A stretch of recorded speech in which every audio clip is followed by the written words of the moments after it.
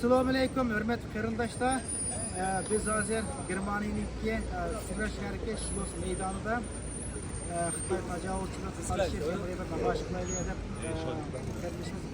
Abdulla Arish bilan Abdushukurkam namoyish meydanida o'rnash namoyish ketildi. Biz bir kishi shu Germaniyaga kelgandik. Bugun bu namoyish mehmaydan taqdirlashni bo'lmaydi.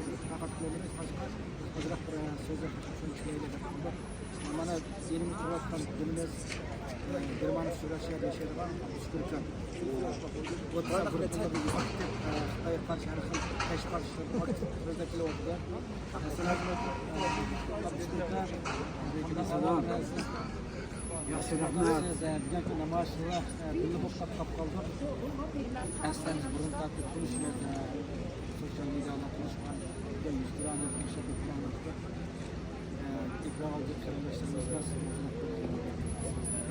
Assalamu alaikum, hürmetli aziz vatandaşlar.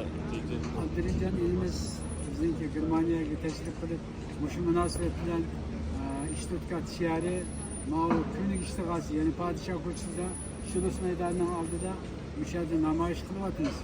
Endi Xitoy tajovuzchilari shu zaminimizni besib olgan shu oy, shu minut, shu soatni tortib, asli uni qarshi kurash qilish har bir men iymoni bor degan musulmonga farz qilingan.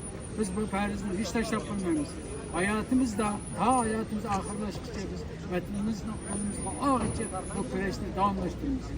Shu kurash ustida izlanayotgan kurash qilayotgan Abdullajoyimizga o'xshash, mayli Ismoiljon bo'lsin, mayli Abdulla menimizdek bo'lsin, nurg'un qarindoshlarimiz o'ziniki jangovar güzel pozisiyasini ifade kilovatr bo'lamiz. Bundan keyin inşallah bu kurashni to'xtatib qo'ymaymiz. Mangu xalqimizniki ovozi bo'lishga tirishamiz. İsmail Akam, goldan yerin birlik kelgan. Я знаю, что я хотела бы лучше, мне тут резать язык, я не смогу есть вообще никак. Assalamu alaikum. Benim adım İsmail. Germaniyaga 2 kun bo'lgan keldi. Birinchi zaten bu Xitoy tajovuzchilar qarta Padişah ko'chasida namoyish qilyapmiz.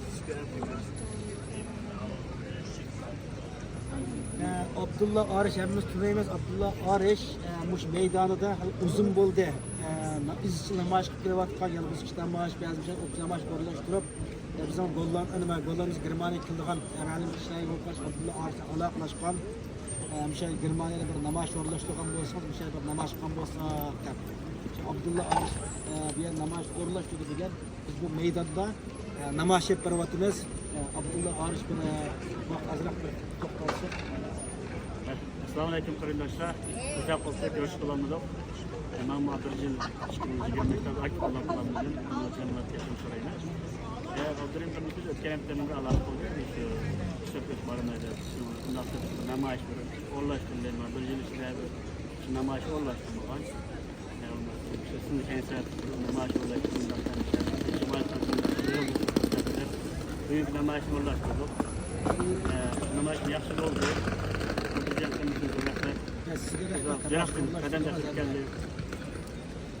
Qarindoshlar, dunyo miqyosida hozir Xitoy tajovuzchilar qarshi bo'layotgan bizniki bu kurashlarimiz, namoyishlarimiz, norozi har xil faoliyatimiz yillardan beri hozir hamda tuvancha tushib qoldi. Hozir namoyish o'rlashtirsak qilgan adablarimiz oz. Xitoy qarshi sosyal videolar ilgari aktiv harakat qilgan qarindoshlarimiz barbara satın tushib qolyapti.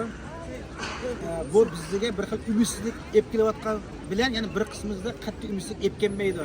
Chunki hozir Xitoy tajovuzchilar Sharq Turkistonda bo'lgan tuqqan yo'qlash nimalarni asliga nurg'un odamlarni oldash orqali olib borib, nurg'unlagan besimlarni, zo'riqlarni qilish orqali Uyg'urlarniki vatan qaytishga bir yo'l ochib bir qiltaqlarni quryapti.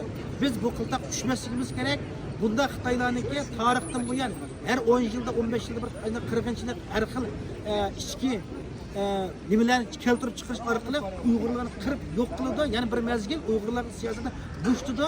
Ya'ni shu bushgan siyosat mezgilida Xitoyga qarshi ba'zi gap so'zni bilayotgan yoki ba'zi harakatlar qilayotganlarni yana 10-15 yil o'tgandan keyin yana tutib sulab o'tirib kelyapti. Bu Xitoy tarixdan buyon bunday ishni to'xtatib qo'ygani yo'q. Shuning uchun biz Xitoyning aldamqasiga tushmasligimiz kerak. Xitoy qarshi izchil faoliyatimizni davomlashtirishimiz kerak. Biz diasporada yashayotgandan keyin erkin bir davlat yashayapmiz. O'zimizning shu vatandaşlarniki qiyinlig'ini badali kelgan bu siyosiy panolik elib vatandoshlik emas, vatandaşlarniki qiynab kelgan narsa.